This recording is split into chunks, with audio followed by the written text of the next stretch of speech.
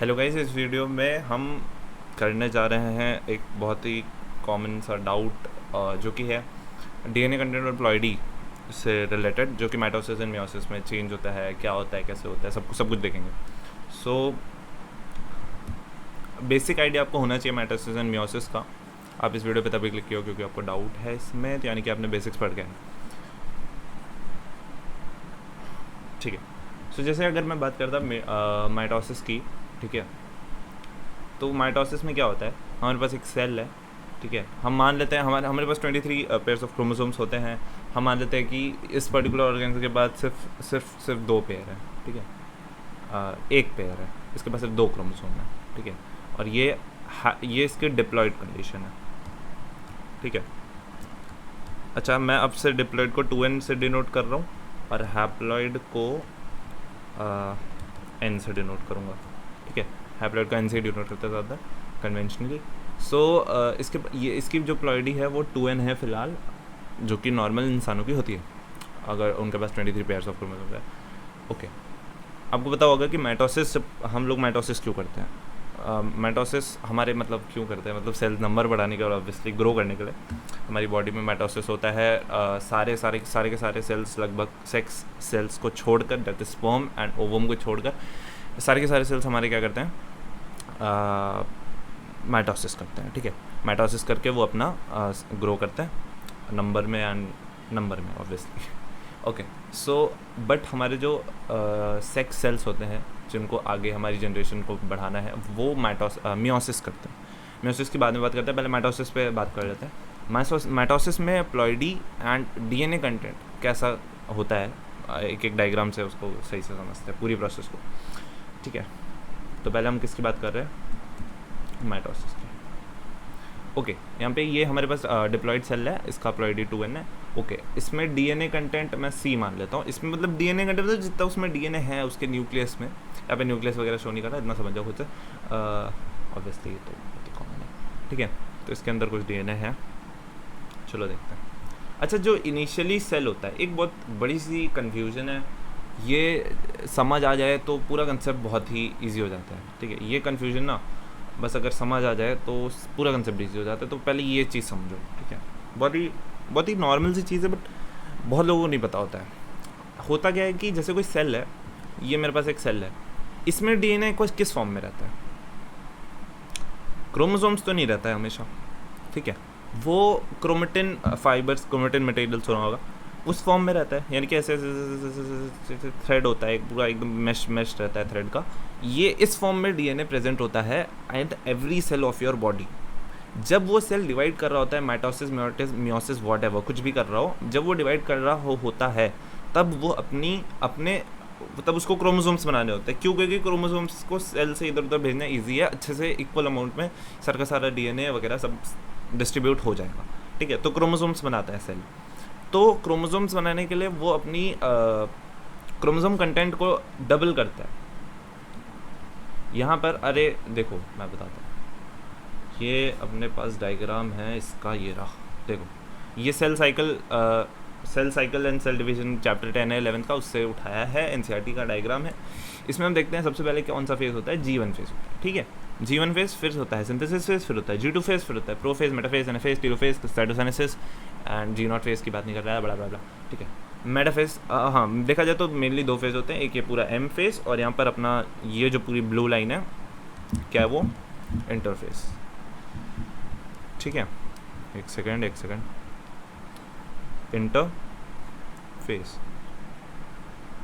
Interface cell हमेशा cell अपना 95% time interface, ये सब बातें नहीं कर रहे हैं यहाँ पे मैं चैप्टर नहीं पढ़ा रहा हूँ, यहाँ पे मैं डाउट क्लियर कर रहा हूँ, जो कि माइटोसिस मियोसिस में होता है, मेरे को भी था एक साथ ठीक है। G1 फेज में सेल क्या करता है, अपनी नॉर्मल मेटाबॉलिक एक्टिविटी उसकी कर रही होती है, अपना चल रहा होता है, ज़िंदगी अच्छी बीत रही होती है, तभी उसका मन कर जाता है मियोसिस करने का, माइटोसिस करने का या कुछ भी करने का, ठीक है। तो वो क्या करता है, सिंथेसिस फेज में आता है, ठीक है। सिंथेसिस फेज में ये बहुत ज़्यादा इंपॉर्टेंट है। अगर सिंथेसिस फेज तुम्हें समझ आ जाता है तो तुम्हें पूरी की पूरी माइटोसिस, मियोसिस सब कुछ समझ आ जाएगा। इसको बहुत ध्यान से समझना। सिंथेसिस फेज में सुना होगा वो डीएनए रेप्लिकेशन करता है, बहुत ही तुमको पता भी होगा, डीएनए रेप्लिकेशन करता है सिंथेसिस फेज में। डीएनए रेप्लिकेशन क्या क्या क्या होता है डीएनए रेप्लिकेशन? अगर मेरे पास मान लो, अब डीएनए को मैं भाई ऐसे धागा वागा तो शो नहीं कर सकता, थोड़ा बेटर तरीके से क्रोमोसोम के फॉर्म में शो करते हैं, ठीक है। मान लो इनिशियली उसके पास एक क्रोमोसोम था, तो क्या वो 2 क्रोमोसोम बना लेगा? ये नया है, ठीक है। क्या ये है डीएनए रेप्लिकेशन? जी नहीं।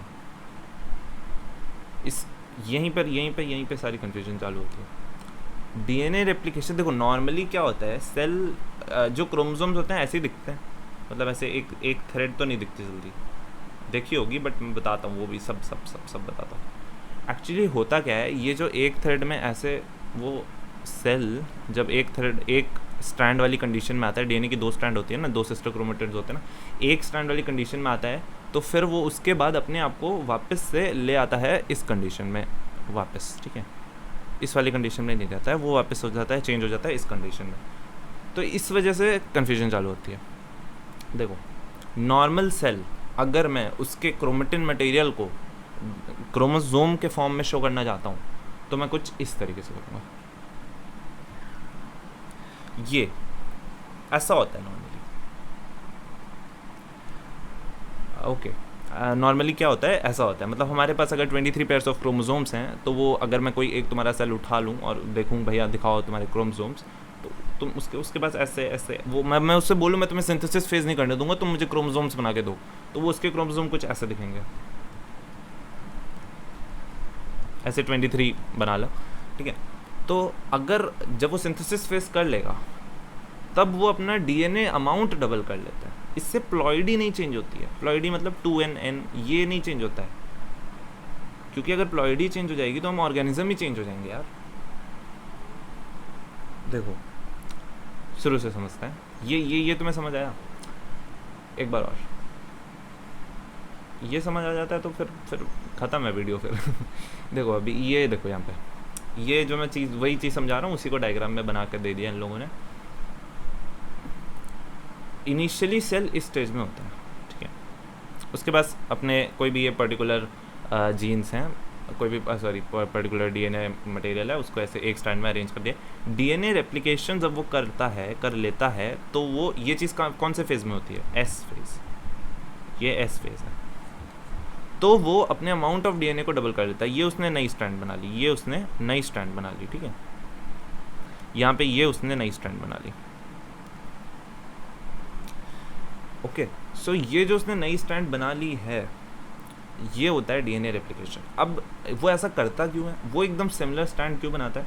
ताकि जब वो बाद में अपना सेल को मतलब देखो, अब माइटोसिस पे आ जाओ, अब तुम्हें समझ आ गया सिंथेसिस फेज में क्या होता है। एंड प्लॉइडी अभी देखो, मैं तुम्हें माइटोसिस के साथ साथ प्लॉइडी भी समझा दूंगा, ठीक है। डीएनए रेप्लिकेशन समझ आ गया तो सब समझ आ जाएगा। देखो, ये हमारा सेल माइटोसिस कर रहे हैं हम, ठीक है। ये पहली गलती सबसे बड़ी।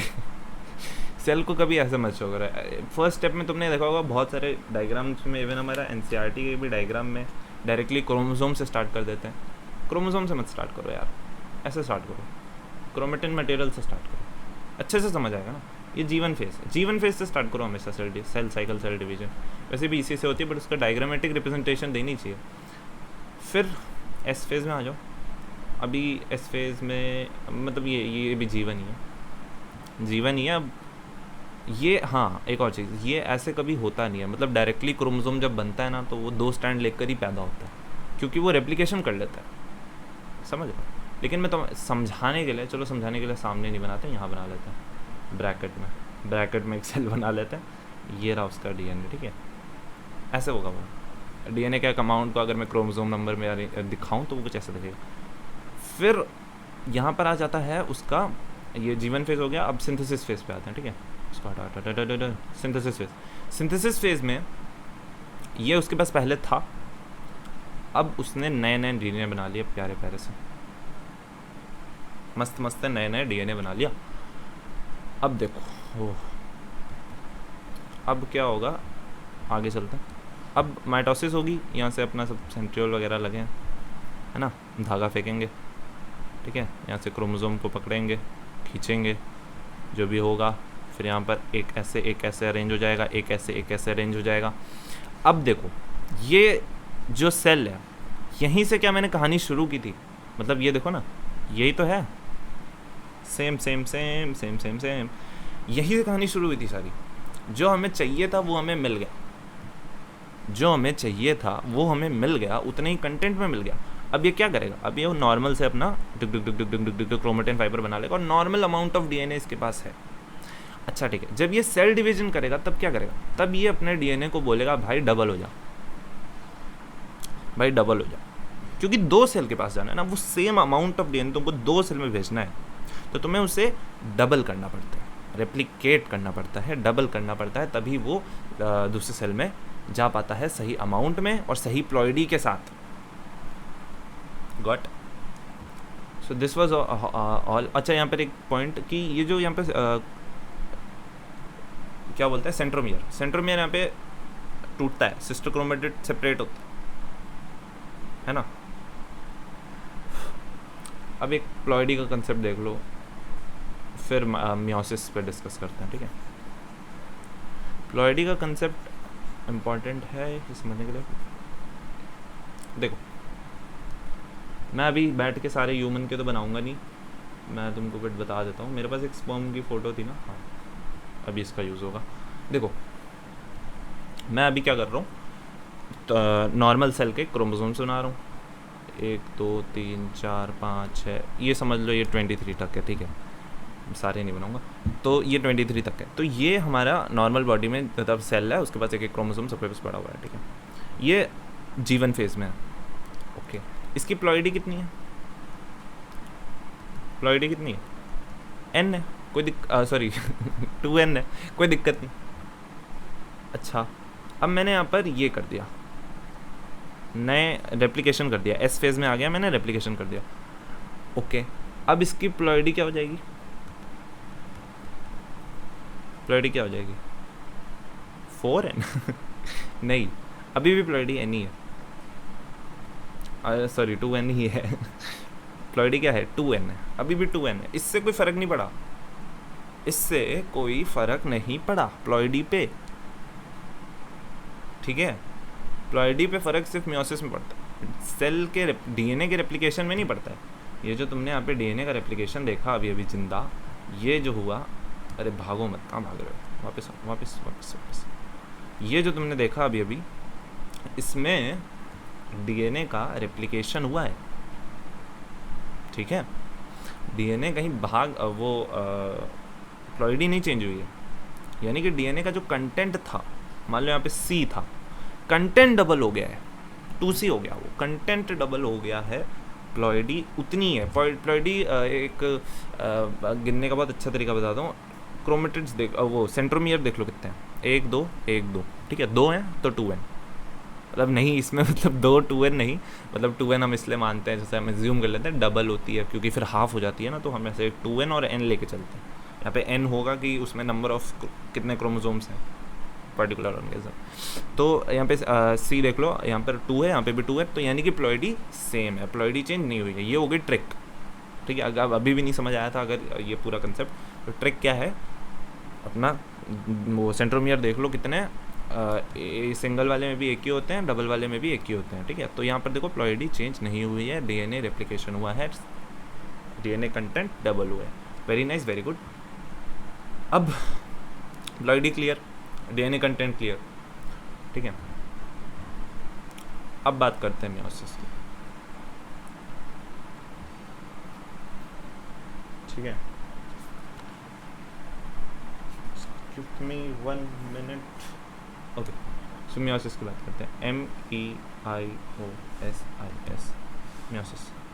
ओके, मियोसिस में क्या होता है, देखो इनिशियली तो सारे सेल सेम ही होते हैं यार, है ना, पर मियोसिस में फाइनल जो हमको रिजल्टेंट सेल मिलता है, वो उसकी प्लॉइडी क्या होती है, n होती है, ठीक है। n मतलब हाफ, उसकी प्लॉइडी n होती है। अब मैं उस चीज़ को समझते हैं। देखो कैसे, मैंने यहाँ पर एक नॉर्मल सेल ले लिया, ये हो गया नॉर्मल सेल हमारा, ठीक है। नॉर्मल सेल बनाया करो, तभी कंसेप्ट क्लियर होगा। ऐसा एग्जिस्ट नहीं करता है, वो क्रोमेटिन मटेरियल में एग्जिस्ट करता है, बट ठीक है यार, समझने के लिए बना सकता है। सेकेंड, अब ये एस फेज में आ चुका है, तो रेप्लिकेट कर लिया इसने। यहाँ पे इसकी प्लॉइडी एन थी, यहाँ पे भी अरे यार 2n थी, यहाँ पे भी 2n ही है, चेंज नहीं हुई है। क्या चेंज हुआ है अब तो समझ ही गए होगे, कंटेंट डबल हो गया है।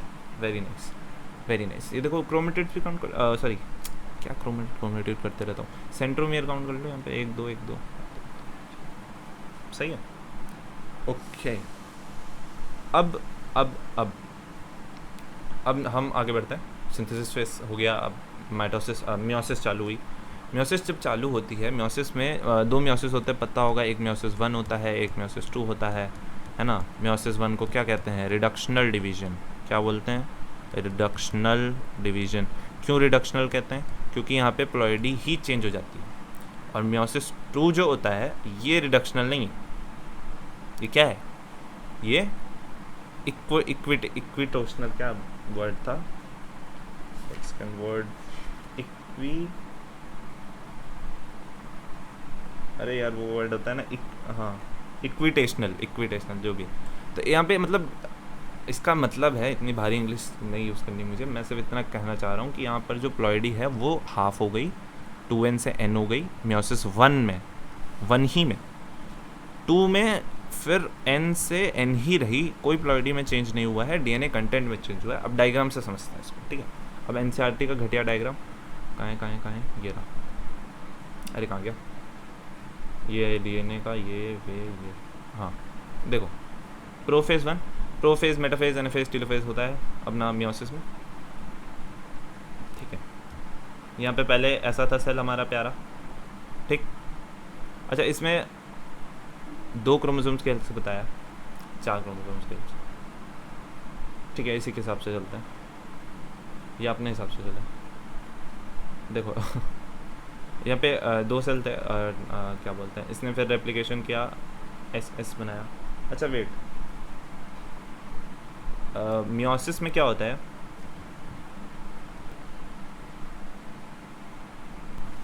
सी यहाँ पर क्या होता है कि पहले तो एस फेज के बाद आता है ना मियोसिस 1, फिर मियोसिस 2।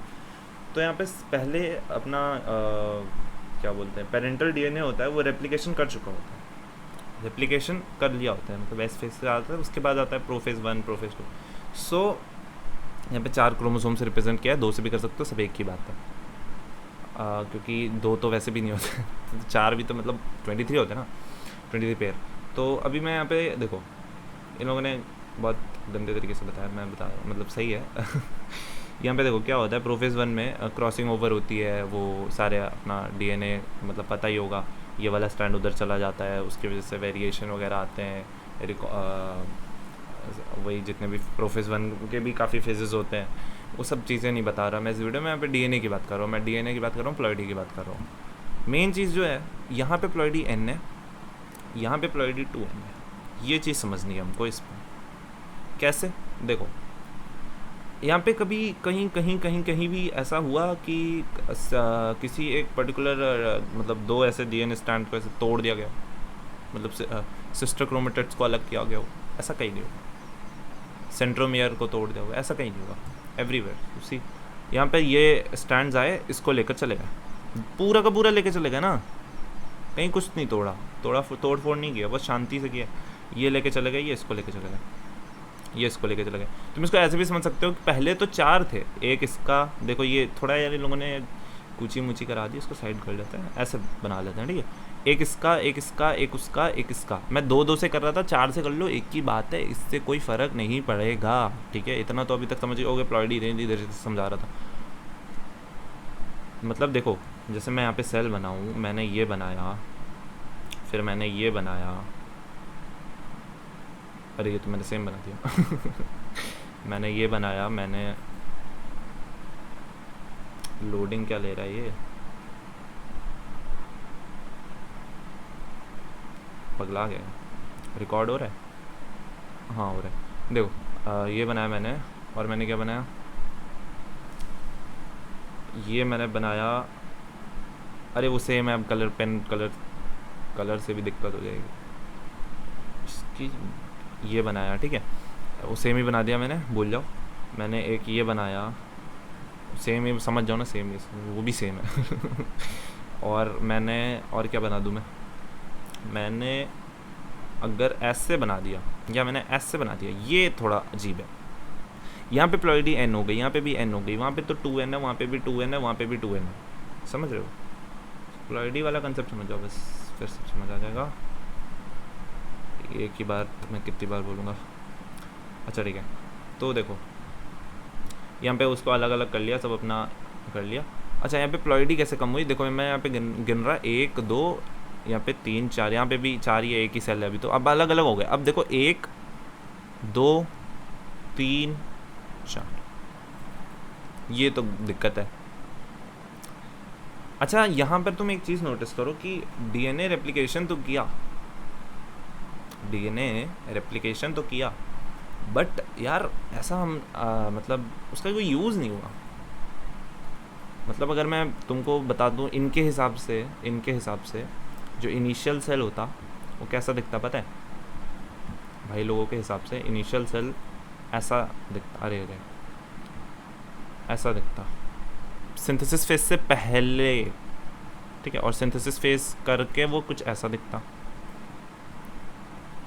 भाई लोग के हिसाब से, ठीक है। तो इन भाई लोग के हिसाब से, पर मैं कह रहा हूँ, मैं कहना क्या चाह रहा हूँ, देखो तुम कंपेयर करो एक बार यार, ये जो मैं बना रहा हूँ, 2 नहीं, चलो एक ही बनाओ, ख़त्म करो यार, तो एक ही बनाओ। ये वाले में और ये वाले में क्या डिफरेंस है? क्या डिफरेंस दिख रहा है तुमको? क्लियरली दिख रहा है प्लॉइडी कम हो गई है, क्लियरली दिख रहा है, 2n से n हो गई है। अच्छा डीएनए कंटेंट में भी कुछ लोचा तो है यार, कुछ तो है, मतलब स्टैंड वहाँ पे डबल हो गया है, वहाँ सिंगल था, ऐसा कुछ हुआ है। डीएनए कंटेंट भी डबल हुआ है, प्लॉइडी भी हाफ हो गई है, देखा जाता है ना। अच्छा ओवरऑल कंटेंट देखा जाए तो सेम है, नहीं मैं कंफ्यूज नहीं करूँगा, ध्यान में मैंने कुछ नहीं बोला। मतलब मैं यहाँ पे कहना क्या चाह रहा हूँ कि इन लोगों ने जो, मतलब हम लोग क्या करते थे, हम लोगों ने माइटोसिस फेज में क्या किया था, हमने डीएनए रेप्लिकेशन किया क्यों था? ताकि हमारा जो फाइनल सेल था वो इनिशियल सेल से मैच कर रहा था। यहाँ पे नहीं कर रहा है, ये हमारा इनिशियल सेल है, ये सेल से हमने शुरू की थी कहानी, ये हमें मिल रहा है फाइनल। पहले तो इसकी प्लॉइडी चेंज है जो कि हमको चाहिए, चलो मान लिया प्लॉइडी चेंज कर भी दी, तब भी डीएनए कंटेंट भी तो इसका रेप्लिकेटेड लग रहा है, वो इसलिए करता है ये सेल, मतलब अभी इसने रेप्लिकेशन तो कर तो रखी है पहले से, बट अभी इसका यूज़ नहीं किया है, आगे जाके इसका मियोसिस 2 में इसका वो यूज़ करता है, ठीक है। ओके तो प्लॉइडी यहाँ पे हाफ हो गई, समझ आ गया ना, प्लॉइडी हाफ। अच्छा चलो एक थोड़ा सा प्रैक्टिस करते हैं, पिराक्टिस, इसको हम थोड़ा सा ना इरेजवा कर लेते हैं, इरेज हो गया। मेरे वीडियो लंबे हो जाते हैं, बट अगर तुम्हें ऐसा हो कि वीडियो बंद करने के बाद कुछ समझ ना आए, अभी कितने मिनट का हो गया यार, 23 मिनट्स का हो गया, बट समझ आ गया होगा लाइक अभी तक तो काफ़ी अच्छे से मैं यहाँ पे सेल बनाऊंगा, तुम मेरे को बताना प्लॉइडी क्या है, ठीक है?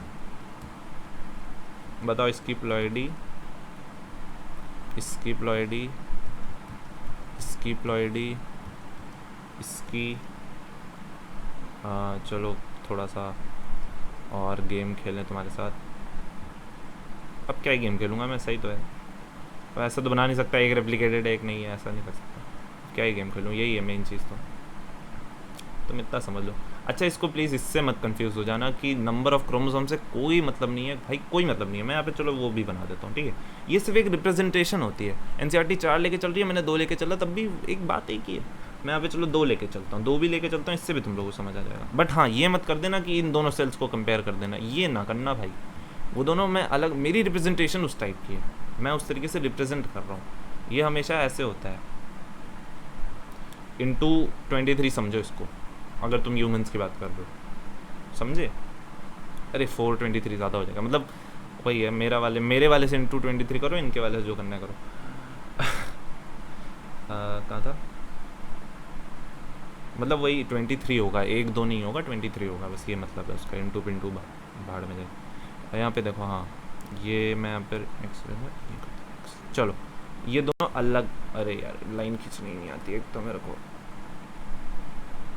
डुक डुक डुक डुक, अबे डुक डुक डुक डुक डुक डुक डुक डुक डुक डुक डुक डुक डुक डुक डुक, लहरें बनाती पूरी।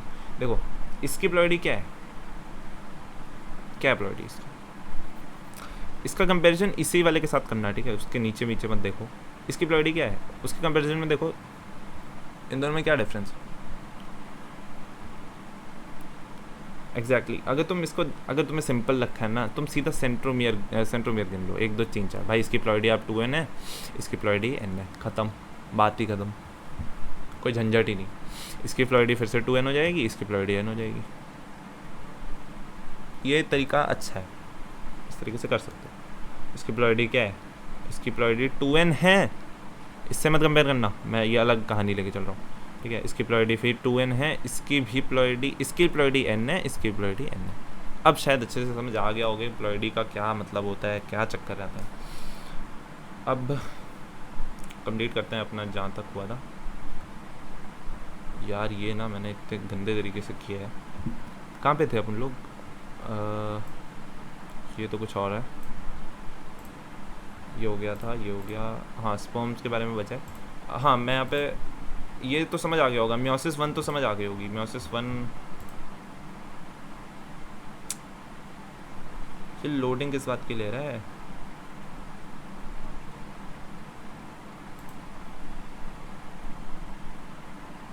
ये मुझे लग रहा है ना मेरे को जल्दी वीडियो ख़त्म करनी चाहिए ये पागल हो रहा है।